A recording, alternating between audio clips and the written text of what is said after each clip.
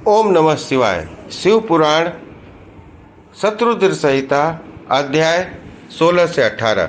शिव जी के महाकाल आदि 10 अवतारों तथा 11 रुद्र अवतारों का वर्णन। तदंतर योगेश्वर अवतार की बात कहकर नंदीश्वर ने कहा, मुने अब शिव जी के उपासना कांड द्वारा सेवित महाकाल आदि 10 अवतारों का वर्णन भक्तिपूर्ण श्रवण करो। उसमें पहला अवतार महाकाल नाम से प्रसिद्ध है, जो सत्पुरुषों को भोग और प्रदान करने वाला है। उस अवतार की शक्ति भक्तों को मनवांछा पूर्ण करने वाली महाकाली है। दूसरा तार अवतार हुआ है, इसकी शक्ति तारा देवी है।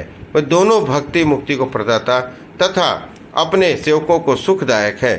बाल भुवनेश नाम से तीसरा अवतार हुआ, जिसमें बाला भुवनेश्वरी शिवा शक्ति हुई है, जो सज्जनों को सुख देने वाली हैं। चौथा भक्तों के लिए सुखद और भोग मोक्ष प्रदायक षोडश श्री विद्येश नामक अवतार हुआ, जो षोडशी श्री विद्या शिवा उसकी शक्ति है।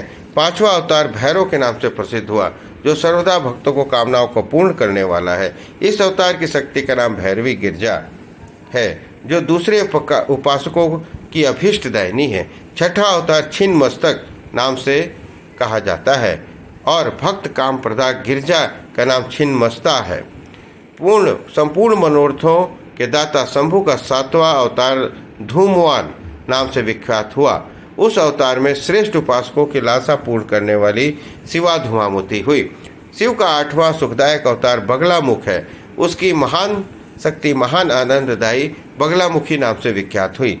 नवा शिव अवतार मातंग नाम से कहा जाता है। उस समय संपूर्ण अभिलाषाओं को पूर्ण करने वाली सर्वांगी मातंगी हुई।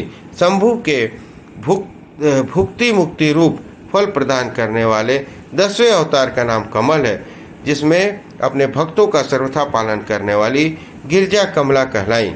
ये ही शिव के 10 अवतार हैं। ये सब भक्तों और सत्पुरुषों के लिए सुखदायक तथा मोक्ष मोद के प्रदाता हैं।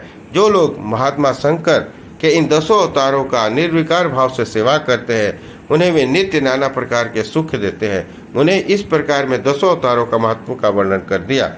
तंत्र शास्त्र में तो यह सर्व काम प्रद बतलाया गया है। मुने इन शक्तियों की भी जो अद्भुत महिमा है, तंत्र आदि शास्त्रों में इनकी महिमा का सर्व काम प्रद रूप से वर्णन किया गया है। वे नित्य दुष्टों को दंड देने वाली और ब्रह्म तेज का विशेष रूप से विधि करने वाली हैं।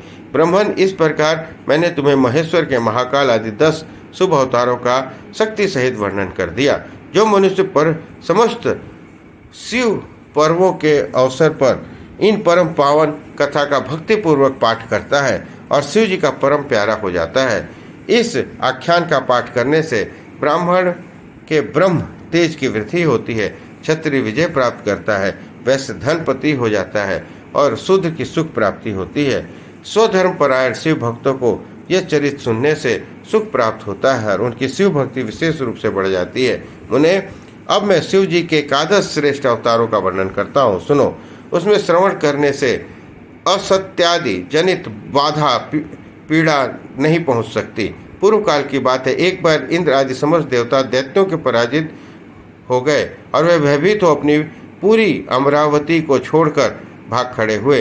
यूँ दैत्यों द्वारा अत्यंत पीड़ित हुए ये सभी देवता कश्यप जी के पास गए।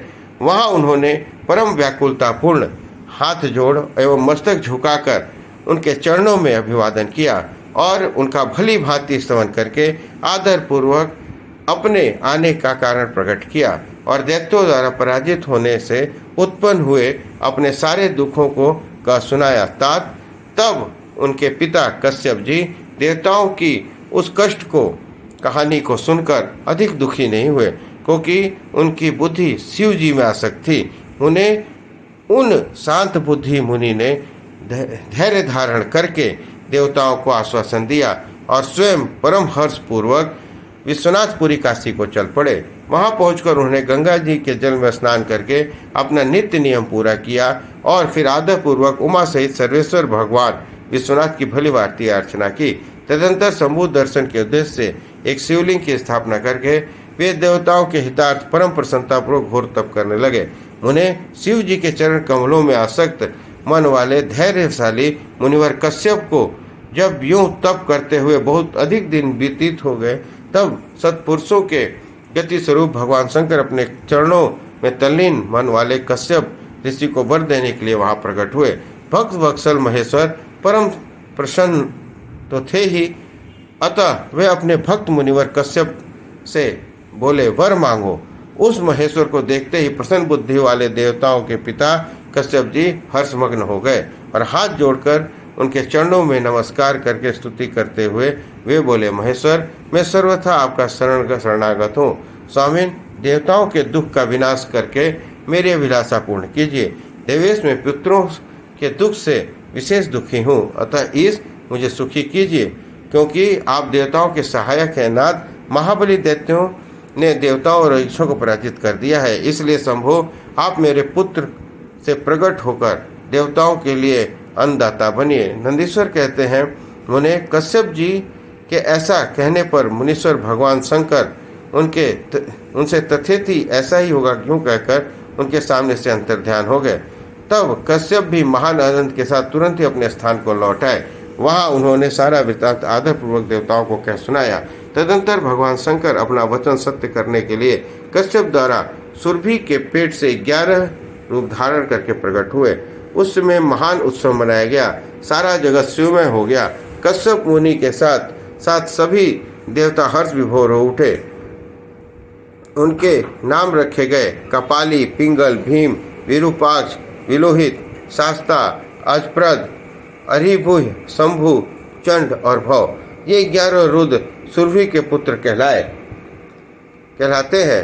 ये सुख के आवास स्थान है तथा देवताओं की कार्य सिद्धि के लिए स्वरूप से उत्पन्न हुए हैं। ये कश्यप नंदन वीरवर रुद्र महान बल पराक्रम संपन्न थे। उन्होंने संग्राम में देवताओं की सहायता करके दैत्यों का संहार कर डाला। इन्हीं रुद्रों की कृपा से इंद्र आदि देवगण दैत्यों को जीतकर निर्भय हो गए। उनका मन स्वस्थ हो गया और वे अपना अपना राज्य कार्य संभालने लगे। अब भी शिव स्वरूपधारी वे सभी महारुद्र देवताओं की रक्षा के लिए सदा स्वर्ग में विराजमान रहते हैं। तात इसी प्रकार मैंने तुमसे शिव शंकर जी के 11 रुद्र अवतारों का वर्णन किया है। ये सभी समस्त लोगों के लिए सुखदायक है। यह निर्मल आख्यान संपूर्ण पापों का विनाशक, धन, यश और आयु के प्रदाता है, संपूर्ण मनोरथ को पूर्ण करने वाला है। इस प्रकार शिव पुराण शत्रुद्र संहिता अध्याय 16 से 18 संपन्न हुआ। बोलिए हर हर महादेव।